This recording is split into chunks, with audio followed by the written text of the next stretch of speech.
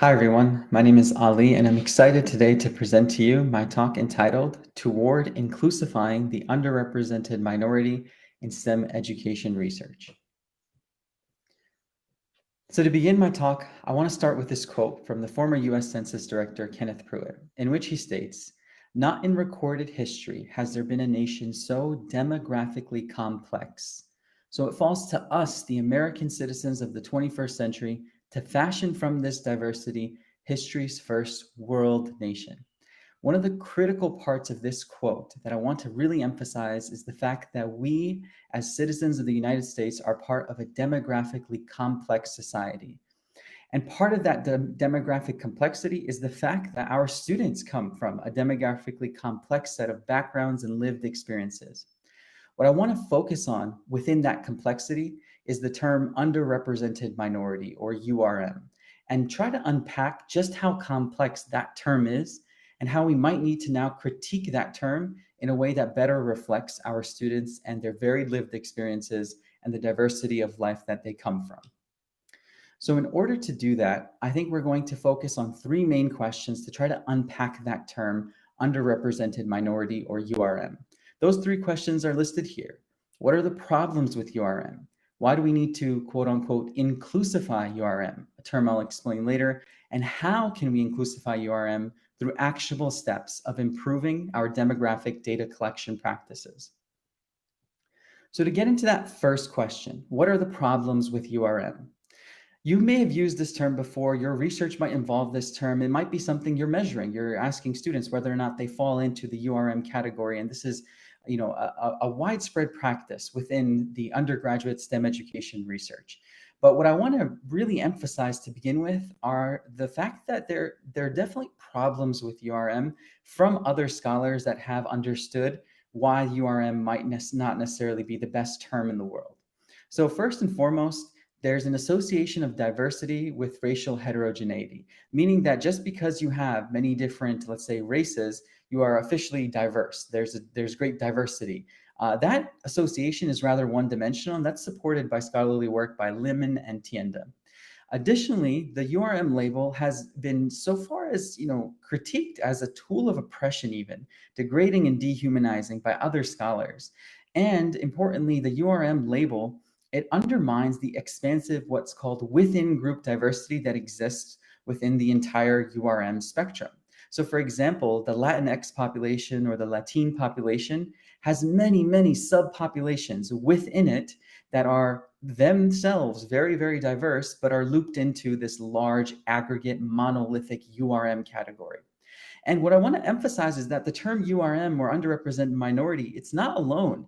There are many other terms that you might have seen or used that have more or less aggregation of folks, and other terms, perhaps all the labels that we have issues. What I've tried to do in the reference that I'll show at the end is actually summarize what's available out there. These are some of the terms that I've come across. These terms are ranging in their level of aggregation, from more aggregated to less aggregated, from more inclusive to less inclusive. They're all out there, and these terms exist. And I don't think it's our job today, at least within the time that we have, to figure out what's the best term to use then. What our job today is to critique the terms that are out there and really be a little more critical of the term that we do use and why we use it and how we use it, instead of just using the term haphazardly. And that's what I tried to do with this table, of showing you that there's a great complexity of the measurement that we're trying to do, and there might be a way, hopefully, to now inclusify it. And that's what I mean by moving on to this term inclusify. Why do we need to inclusify URM? When I say inclusify here, it sort of is a made-up term, but it comes from work by Johnson here, in which we're going to continuously try to make something more inclusive. You might have heard of the term diversify. We need to diversify STEM, we need to diversify our classrooms, we need to diversify our universities. That's just step one, in my opinion. We also need to inclusify. We need to make these spaces inclusive. And one of the things that we have to be really careful of is just assuming that when we have diversity, more URMs, we're good to go. That's not the case. We need to inclusify the usage of the term before we even go into any other points of advancing the term or the research. And in order to do that, I think we have to keep something very clear from a theoretical basis that diversity and inclusion are not the same. And without inclusion, we may unintentionally actually compromise our efforts to promote diversity within STEM education. And again, some references there to help emphasize the need for that. Additionally, from a theoretical basis, when we're trying to inclusify, what we also have to recognize, and this is really critical here, this work comes from critical theorists. Too often, educators equate culture with race and ethnicity and make assumptions about students' cultural practices based solely or primarily on the student's membership in a particular racial or ethnic group. I think that's a dangerous route to take. If we assume that just based off of the static, socially constructed nature of race and ethnicity, that we're sort of, monolithically looking at an entire culture, let's say the Latin culture, let's say the Asian subculture, there are dangers to that. There are dangers to assuming all of this widespread, monolithic, aggregated understanding of culture with a simple, sort of socially constructed category of race and ethnicity. So we need to change that. We need to do better. If we want to advance the efforts within STEM education, we have to, quote unquote, inclusify our usage of the term URM.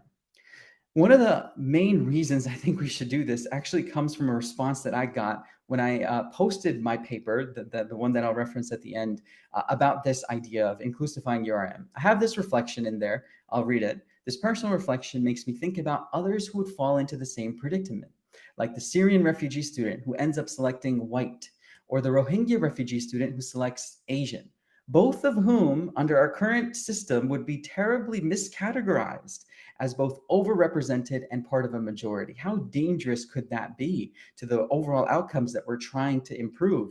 And never did this become more clear to me that when I posted this on LinkedIn, a person I didn't know, Muhammad here, he commented, he found this somehow, some way, and he commented, I'm a Rohingya refugee from the world's largest refugee camp in Bangladesh. I'm thankful to you about your writing. I'm hungry for education. Never did I see that it's more clear that we need to do this, that we need to improve the way that we're looking at this term URM, and we're trying to collect our demographic data. So how can we possibly do this? We don't have nearly enough time to go over all of the nuances and details, but here are some ideas that I go over in the paper that I'll briefly mention here.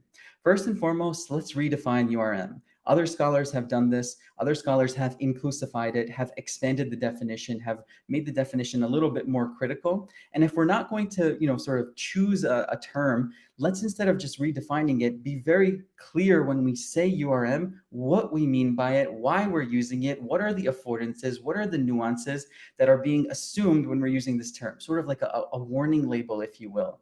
Additionally, we can go through data disaggregation practices in which, in our demographic data collection, instead of just asking for monolithic subcultures or sub-racial categories, trying to disaggregate those a little bit further. When we say, quote unquote, Asian, we have dozens of subpopulations that exist that are being looped into one monolithic category. And I think that's dangerous, and I think that's not good. And also, we can use multiple demographic data points, more than just race and ethnicity, that could help inform our understanding of who we want to improve outcomes for and why we want to improve those outcomes. I think a great model for change is represented by the Association of American Medical Colleges, in which they go through a couple of different steps. We don't have the time to actually unpack each of those steps, but I do explain that in the paper in a little bit more detail. So that's how we can possibly do this, how we can possibly inclusify the URM term. One thing I'd like you to do in sort of the minute that I have remaining in the actual talk portion here is utilize the chat. Write one action step. I want us to be critical here. Do something here that you will take. I know many of us have a demographic data point that we collect. We ask students something about their demographics. How will you make that step more inclusive? How might you criticize yourself or go through a self-critique of trying to make that more inclusive to represent some of the things I've been talking about? Take a few moments to think about that. Take a few moments to think about the surveys you give out, about the instrument that you use, and think about how you can make that demographic data collection a little bit more inclusive. In the next 30 seconds or so, please feel free to type your answers in the chat. And I recognize that's a lot to ask in 30 seconds. If not, you can also just write one reflection you have, hopefully, about the URM term, something new you might have learned over the next 30 to 40 seconds. And I'll be looking at the chat.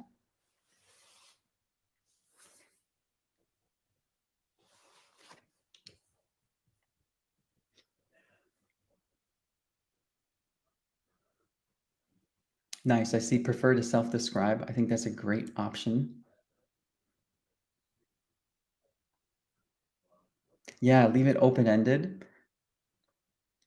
Ask them about something they'd like me to know. So it's on their terms, absolutely. And for students to choose agent, I would like to have a write-in category. Perhaps this would be useful for all. I agree. I agree. Awesome. I don't have the time to go over everything here, but I'm really, really excited, and hopefully I can collect all of this and try to do this myself as well as we move forward.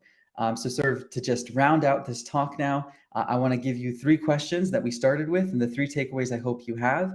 What are the problems with URM? Hopefully now you can critique the URM term, be a little bit more critical about that term. Why do we need to inclusify URM? Hopefully you know what it means now to inclusify URM and justify the need for change. And then how can we do it? You've all listed some fantastic action steps within the chat. I encourage you to use that as a piece of self-reflection and continue to do that as you start to improve, hopefully, and make your data collection practices a little bit more inclusive. I end with this following quote. It comes from the landmark case and the affirmative action case from 1977, where it's stated by Justice Powell that the diversity that furthers a compelling state interest encompasses a far broader array of qualifications and characteristics, of which racial and ethnic origin is but a single, though important element. And I think that's where we can, again, broaden our scope when it comes to our demographic data collection practices. I end with the reference here. I explain in much greater detail within the full publication. Hopefully you've gotten at least enough understanding through the talk, and I'm happy to answer questions now and look through the chat with any other feedback that you have. Thank you. Hello, everyone. So thank you, Ali, for your presentation. You also have the attachments available to you in the setup attachments, his paper, as well as the presentation if you wanted to see that. So the first question you have is, okay, so all groups are arbitrary or artificial, but with too many subgroups, data analysis becomes hard. How do we balance? Yeah, I think that's the one of the super important parts of this is that there's a reality to our research in which when we don't have enough data being aggregated, we don't have enough statistical power, and then that could limit our understanding or our presentation of the data. This is an open question. I don't know the answer. I think it's a balancing act. I think if there's a point at which you have to, collect data in a way where it's aggregated, do it, but then explain the nuance of that, explain and justify the reasoning for that, justify that you need the statistical power there, and that you recognize the affordance of the possible aggregation of subgroups that may or may not be well represented here, and then maybe unpack that within a qualitative part of your paper, within some of the discussion section of your paper of like how you can possibly improve this and get more data points to hopefully increase that statistical power. It's a balancing act. All right. Thank you. Next question. I'm curious about your thoughts about disaggregation versus sample size. Many authors aggregate to these large groups, in parentheses, Asian, due to statistical limitations, which has been positioned as white logic, maybe a related topic. What do you recommend we do when we're pursuing quantitative research? Yeah, I myself come from a quantitative background, and I struggle with this myself. I think the biggest recommendation that I have is to sort of, again, explain the nuance in the writing. We have an opportunity to write within our papers, right? We have an opportunity to explain. So, sort of have a warning label, if you will, of take this with a grain of salt and understand the limitations of the aggregation that I did here, and recognize that hopefully the practice can be more inclusive with future data collection. All right. I think there's one in the chat that looks like a statement, but it became a question on the end of it. So I'll read it. It says, I struggle with write-in and open-ended reporting in my research. It's probably more inclusive on the student side of things, but it might mean those students get left out of my data analysis. Any suggestions? Yeah, I think it again just comes down to figuring out where specifically being strategic about where you really think that open-ended question will yield the most sort of inclusive feedback, the most inclusive responses, and then from there utilizing that as a jumping point to then perhaps inform the large-scale aggregate analysis that you need to do, starting from the inclusive side of things, and then from there going into more of the aggregated data collection that we know is necessary for statistical power. Sounds great.